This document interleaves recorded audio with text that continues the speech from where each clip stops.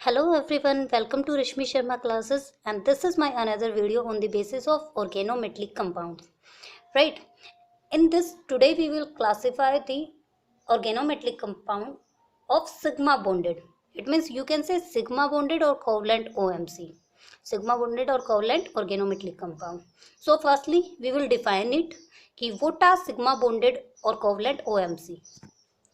The OMC in which carbon atom of organic compound is attached to metal by a normal covalent sigma bond. वो organometallic compound जिसके अंदर carbon atom जो हमारे पास organic group का होगा किसके साथ में अटैच होगा, मेटल के साथ में किसी भी कोवलेंट सिग्मा बॉन्ड से, जिसे हम कैसे डिफाइन करेंगे, that is two centred two electron bond. It means हमारे पास जो ऑर्गेनिक कंपाउंड का कार्बन होगा और जो मेटल के साथ में अटैच्ड होगा वो सिग्मा बॉन्ड से अटैच होगा, और जिसे आप क्या बोल सकते हो, two centred two electron bond formation होगा, are called sigma bonded covalent OMC. Is that clear? These compounds are generally formed by p block elements with electronegativity greater than 1 but less than 2.5. ये compound हमारे पास generally कौन बनाता है, P block element. It means जिनकी electronegativity हमारे पास कितनी होगी, less than 1, sorry greater than 1 but less than 2.5. It means it should be approximate 1 to 2.5. इस रेंज के इन बिटवीन हमारे पास होनी चाहिए इलेक्ट्रोनेगेटिविटी. फॉर एग्जाम्पल यहाँ पे हम कुछ एग्जाम्पल्स ले लेते हैं. जैसे कि मैंने अभी एग्जाम्पल लिया हमारे पास लेड का, जो टेट्रा मिथाइल कंपोजिशन में है. ऐसे ही सिलिकन जो हमारे पास टेट्रा मिथाइल कंपोजिशन है, तो आप क्या बोल सकते हो, टेट्रा मिथाइल लेड और tetra methyl silanes. Right, bonding in this complex, it means tetra methyl silane complex. हम इसके अंदर सबसे पहले बॉन्डिंग डिफाइन करेंगे. इस कॉम्प्लेक्स के अंदर हमारे पास बॉन्डिंग किस टाइप की होगी, सिलिकन है जिसकी आप इलेक्ट्रॉनिक कॉन्फ़िगरेशन लिखेंगे 3s2 3p2. राइट, फर्स्टली आप ऑर्बिट्स डिफाइन करेंगे, इलेक्ट्रॉन स्पिन हम डिफाइन करेंगे ग्राउंड स्टेट के अंदर, हाईएस्ट स्टेट के अंदर. राइट, तो इलेक्ट्रॉन स्पिन को हम एज लाइक दिस एक्सप्रेस कर सकते हैं, which show sp3 hybrid orbital. Right, तो सबसे पहले आप इसकी स्ट्रक्चर बनाओगे. sp3 हाइब्रिड स्ट्रक्चर के अंदर हमारे पास कुछ टेट्राहेड्रल स्ट्रक्चर होगी इसी टाइप की. राइट, तो ये हमारे पास क्या है, टेट्राहेड्रल ज्योमेट्री है किसकी, sp3 हाइब्रिड स्ट्रक्चर की, जिसके अंदर हमारे पास क्या है, सिलिकन मेटल है, सिलिकन वाला एलिमेंट हमारे पास मिथाइल कंपोजिशन के साथ में ऐड है. तो हमारे पास 4 मिथाइल हो गए यहाँ पे, जिसको हम क्या बोल सकते हैं, tetra methyl, and this one is silicon, जो आपको क्या दे रहा है, sp3 हाइब्रिड ऑर्बिटल दे रहा है. यहाँ पे आप देख सकते हो two centre two electron bond formation हमारे पास ये क्रिएट कर रहा है. ठीक है, इस कॉम्प्लेक्स के बाद हम बात कर लेते हैं factors affecting the reactivity of bonded complex. First thing हमने अभी डिफाइन किया है, हमारे पास सिग्मा बॉन्डेड कॉम्प्लेक्स होते क्या हैं, जहाँ पे हमारा कोई भी ऑर्गेनिक जो कंपाउंड होता है उसका कार्बन किसी भी मेटल के साथ सिग्मा बॉन्ड फॉर्मेशन करेगा, which should be two centred two electron bond. Right, उसके बाद इस चीज़ को इफेक्ट कौन कौन करता है, मतलब इसके फैक्टर्स अफेक्टिंग क्या क्या होंगे हमारे पास. Factors affecting the reactivity of sigma bonded complex, first one is polarity of MC bond. मतलब मेटल कार्बन बॉन्ड जो हमारे पास होता है उसकी पोलरिटी क्या होगी, कितना पॉजिटिव और नेगेटिव चार्ज फॉर्मेशन देता है. Electronic and nuclear effect of metal, metal का न्यूक्लियर और इलेक्ट्रॉनिक इफेक्ट क्या होगा. Next one, electronic and steric effect of organic moiety, जो ऑर्गेनिक कंपाउंड हमारे पास अटैच्ड है उसका इलेक्ट्रॉनिक और स्टेरिक इफेक्ट क्या होगा. And next last one is solvent effect. जो सोलवेंट इफेक्ट है, मतलब जिस सोलवेंट के अंदर आप डिसॉल्व कर रहे हो कॉम्प्लेक्स को, वो कैसे इफेक्ट करेगा. तो ये चारों फैक्टर्स जो है हमारे पास वो इफेक्ट करेंगे reactivity of sigma bonded complex को. Right, so we have to discuss first factor, and first factor is polarity of MC bond, कि हमारे पास MC बॉन्ड का पोलरिटी कैसे इफेक्ट करेगा. Generally in all the OMC the metal carbon bond is polarised as MC when it interact with polar reagent. Generally हमारे पास सभी OMC जो होते हैं उनके MC बॉन्ड पोलराइज किए जाते हैं इस फॉर्म के अंदर, जैसे metal should be positive and carbon should be negative when it interact with polar reagent. जब ये किसी भी पोलर रिएजेंट के साथ में इंटरेक्ट करेगा, अब देखो कोई भी पोलर रिएजेंट है वो भी हमारे पास दो टाइप का पोलर क्रिएट करेगा, first one is positive, second one is negative. Then carbon metal bond cleavage occur through the formation of 4 member transition state. तो ये हमारे पास कार्बन वाला जो कॉम्प्लेक्स होगा वो क्या करेगा, आपके पास इस कॉम्प्लेक्स के साथ में मिलकर 4 मेंबर ट्रांजिशन स्टेट बना देगा, जस्ट लाइक दिस। मेटल हमारे पास पॉजिटिव था, कार्बन नेगेटिव था, फिर दिस कॉम्प्लेक्स एक्स हमारे पास पॉजिटिव था, वाई हमारे पास नेगेटिव था। अब ये क्या करेगा, ट्रांजिशन स्टेट फॉर्मेशन कर दी इसमें, राइट। इसका MC का पोलराइजेशन हमारे पास इस टाइप से हो गया और ये पोलर रिएजेंट का पोलराइजेशन हमारे पास इस टाइप से हो गया। तो हमारे पास ओवरऑल कॉम्प्लेक्स क्या बन गया, My + Cx, मतलब this with this and this bond will break down। देखो पहले हमारे पास ये वाला बॉन्ड था और ये वाला बॉन्ड था, आफ्टर देन धीरे धीरे ये वाला बॉन्ड फॉर्मेशन हुआ और ये वाला बॉन्ड फॉर्मेशन हुआ, और after long time it will break down. ये वाला बॉन्ड हमारे पास ब्रेक डाउन हो जाएगा, मतलब this one and this one will break down and it will convert into My + Cx, right? Hence the reactivity of OMC is influenced by polarity of MC bond। It means reactivity OMC की किस पे depend करती है, MC bond पे, मतलब MC bond की polarity हमारी reactivity को इफेक्ट करेगी। अब नेक्स्ट फैक्टर हमारे पास है electronic and nuclear effect of metal. Electronic and nuclear effect of metal हम कैसे बता सकते हैं, सबसे पहले कोवलेंट रेडियस के according. On moving down the group atomic और covalent radius increase, so MC bond strength will decrease down the group. जैसे जैसे हम डाउन द ग्रुप चलते हैं हमारे पास एटॉमिक रेडियाई इंक्रीज होती है, वी नो कि डाउन द ग्रुप हमारे पास एटॉमिक रेडियाई क्या होती है, इंक्रीज। सो MC बॉन्ड की स्ट्रेंथ हमारे पास क्या होगी, डिक्रीज होगी। The stability of OMC decrease and it's reactivity increase. जैसे जैसे इसकी स्टेबिलिटी डिक्रीज होगी उतनी ही ज़्यादा रिएक्टिव होता जाएगा, क्योंकि कोई भी कॉम्प्लेक्स अगर स्टेबल होता है तो वो रिएक्ट नहीं करता, बट जो लेस स्टेबल होता है वो मोर रिएक्ट करता है। तो यहाँ हमारे पास स्टेबिलिटी क्या है, डिक्रीज हो रही है, सो रिएक्टिविटी हमारे पास इंक्रीज होगी। Thus, the bond of carbon with mercury, lead will chemically more labile than other members of their respective groups। तो हम क्या बोल सकते हैं, यहाँ पे ये दो एग्जाम्पल हमने लिए हैं कि इनके जो बॉन्ड फॉर्मेशन होते हैं मोर लेबाइल होते हैं बाकी ग्रुप्स के मेंबर के कंपैरिजन में, राइट। अब ऑर्गेनोमेटलिक कंपाउंड के अंदर हमने कुछ एग्जांपल्स लिए हैं। ऑर्गेनोमेटलिक कंपाउंड जिसमें MC बॉन्ड एनर्जी हम किलो जूल पर मोल में डिफाइन कर देते हैं, ठीक है। जैसे सिलिकॉन वाला एग्जांपल हमने ले लिया जिसकी एनर्जी हम 290 डिफाइन कर सकते हैं, और उसके बाद हम कुछ जर्मेनियम के कॉम्प्लेक्स, टिन के कॉम्प्लेक्स, लेड के कॉम्प्लेक्स आप डिफाइन कर सकते हो, जिनकी एनर्जी रेंज हमारे पास लगभग ये होती है। तो इससे आप उनकी स्टेबिलिटी और रिएक्टिविटी डिफाइन कर सकते हो।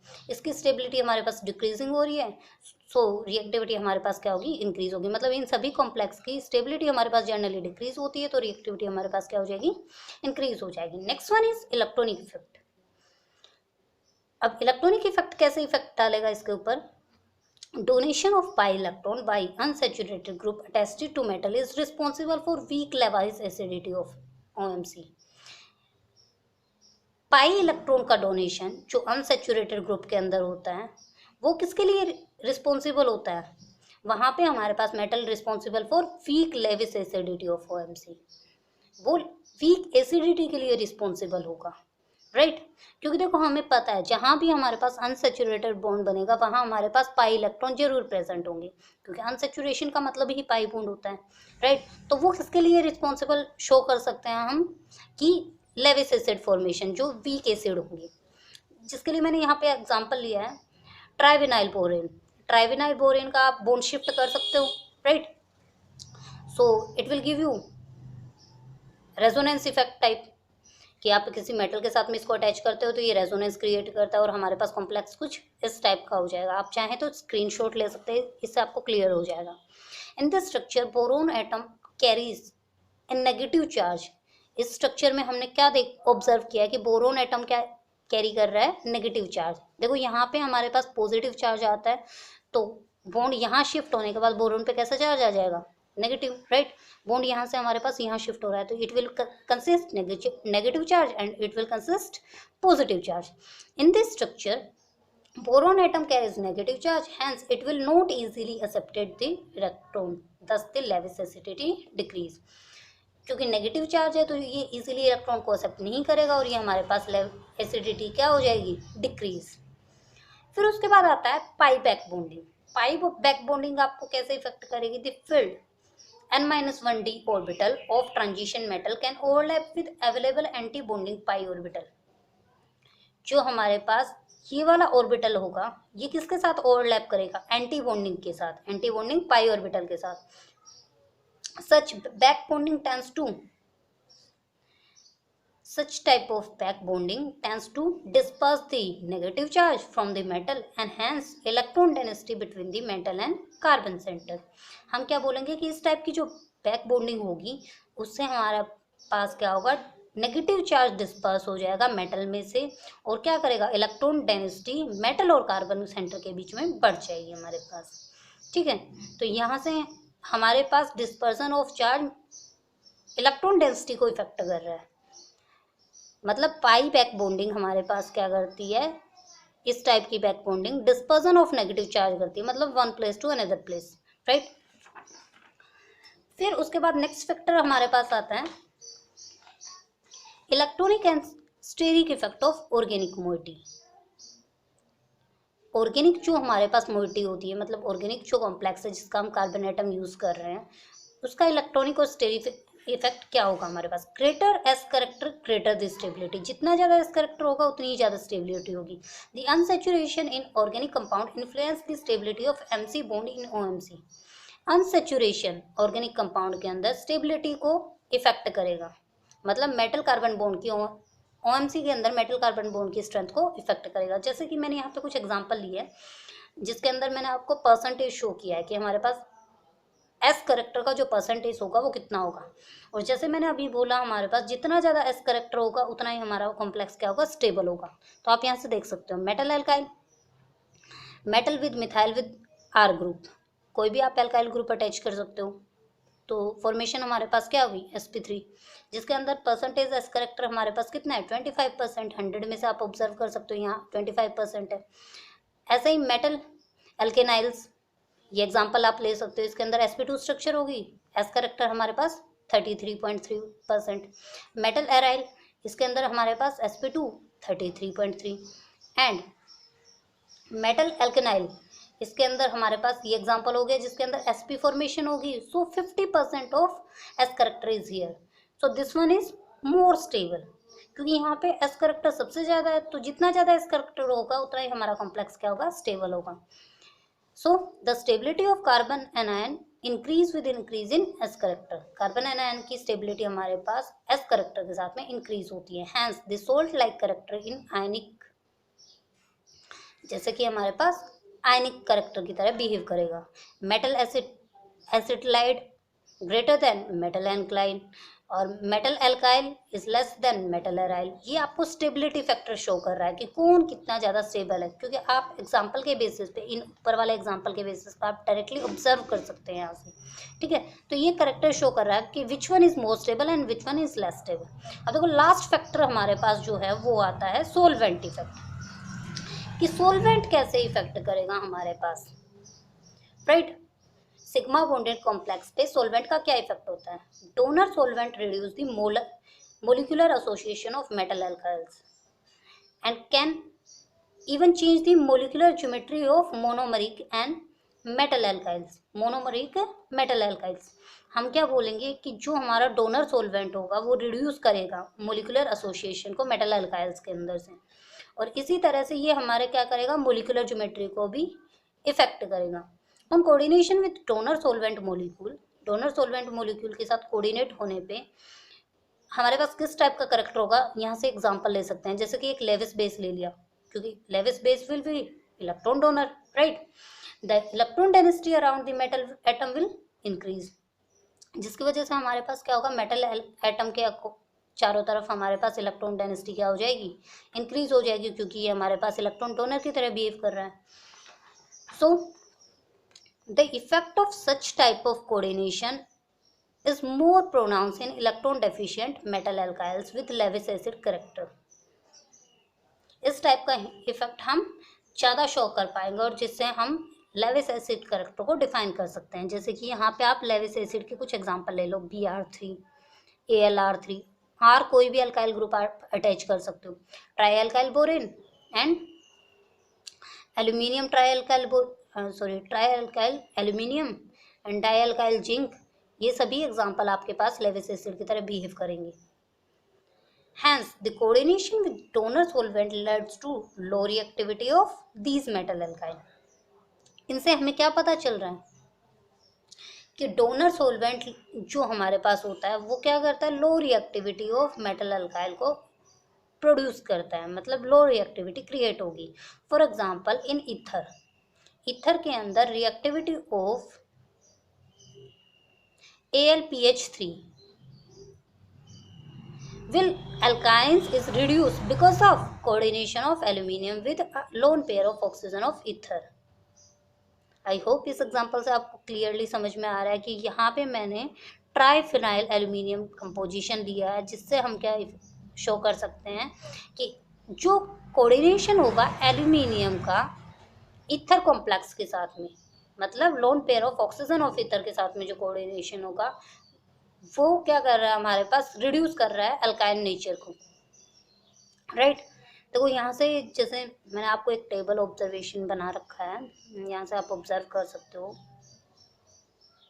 ये वाला इफेक्ट हमारे पास, इसके अंदर हमारे पास एस करेक्टर एलिमेंट होंगे, यहाँ पे हमारे पास पी ब्लॉक एलिमेंट होंगे जो इलेक्ट्रॉन डिफिशिएंट कंपाउंड को कंपोजिशन करेगा और वही हमारी स्टेबिलिटी को इफेक्ट करेगा। जस्ट लाइक ये हमारे पास सारे आयनिक कॉम्प्लेक्स देते हैं, ये हमारे पास सिग्मा कोवलेंट और पाई कॉम्प्लेक्स देंगे, ये हमारे पास ओनली सिग्मा कोवलेंट कंपाउंड देंगे, राइट। तो इससे हमें पता चलता है कि हमारे पास जो सिग्मा बॉन्डेड कॉम्प्लेक्स हो गए उनकी स्टेबिलिटी को कौन कौन इफेक्ट कर रहा है और सोलवेंट जो हमारे पास होगा वो किस टाइप से इफेक्ट करेगा। आई होप सारे फैक्टर्स आपको क्लियर है। फिर भी अगर किसी को कोई डाउट होता है तो आप कमेंट बॉक्स में डाल सकते हैं। Thank you everyone.